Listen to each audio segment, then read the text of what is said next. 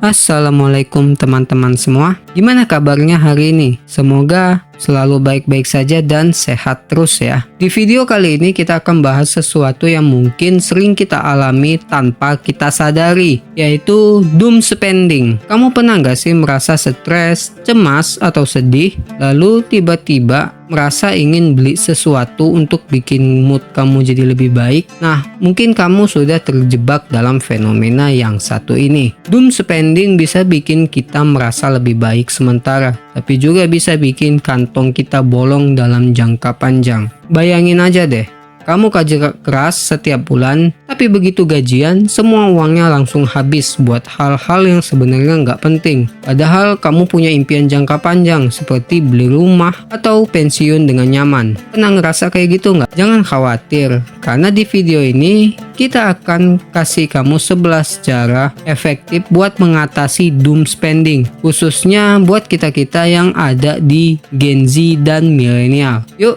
kita mulai setelah yang satu ini.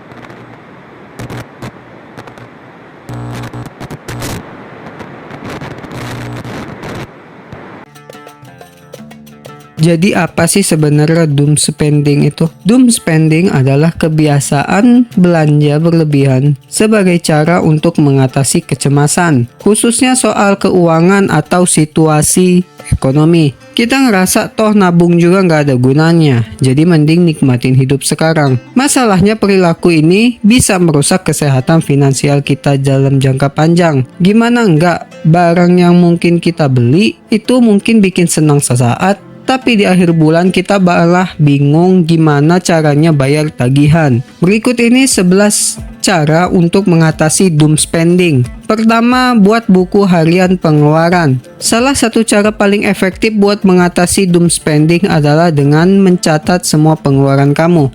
Iya, catat semuanya.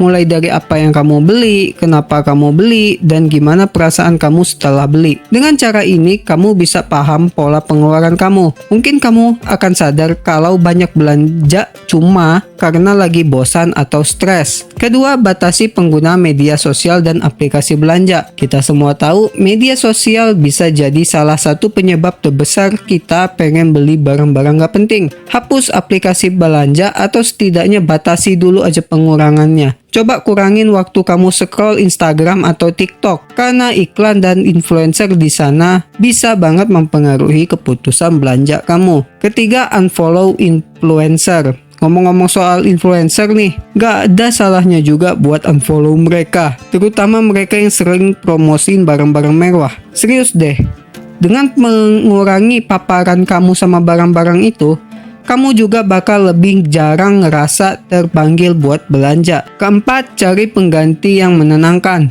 Doom spending itu terjadi karena kita pengen pelagian dari kecemasan atau stres. Jadi cari cara lain yang lebih sehat untuk menenangkan diri. Misalnya olahraga ringan seperti yoga, meditasi, olahraga, atau bahkan jalan-jalan di taman. 5. Tetapkan anggaran bulanan. Anggaran bulanan tuh penting banget buat daftar pengeluaran.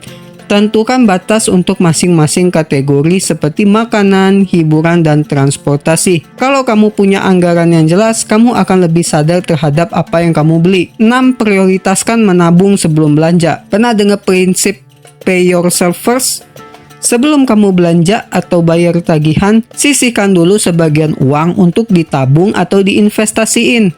Ini cara efektif untuk memastikan kamu agar selalu punya dana darurat. 7. Gunakan metode 24 jam. Saat kamu tergoda untuk membeli sesuatu nih, tunggu dulu selama 24 jam. Ini adalah trik sederhana tapi efektif buat mengurangi belanja impulsif. Setelah 24 jam, kamu bisa ngerasa lebih rasional dan mempertimbangkan apakah barang itu benar-benar penting. 8. Hindari pembelian dengan kartu kredit. Seringkali belanja dengan kartu kredit buat kita ngerasa nggak bener-bener ngeluarin uang. Ini bisa bikin pengeluaran kita nggak terkendali. Coba deh biasain pakai uang tunai atau kartu debit, biar lebih terasa real pengeluarannya. 9. Tingkatkan literasi keuangan. Semakin kamu paham soal cara kerja uang, semakin kecil kemungkinan kamu terjebak dalam doom spending. Coba baca buku, ikuti kursus, seminar, atau tonton video-video tentang literasi keuangan.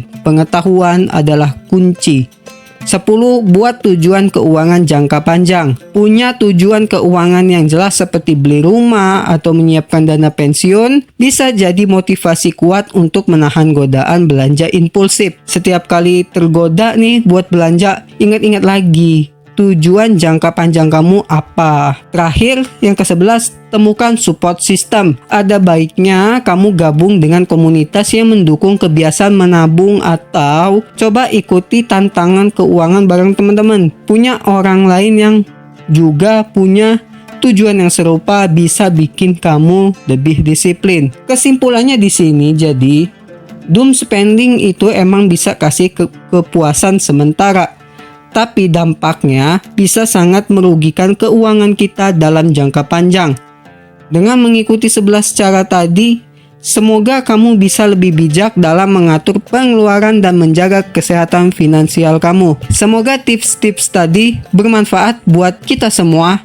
Kalau kamu punya pengalaman soal doom spending atau tips lain yang bisa membantu, jangan ragu buat share di kolom komentar di bawah ya.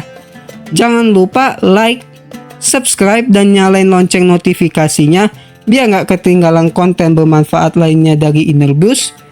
Jika kamu merasa konten ini bermanfaat, bisa di-share sebanyak-banyaknya ke teman-teman kamu. Sampai jumpa lagi di video selanjutnya dan tetap bijak dalam mengelola keuangan. Bye, see you next time.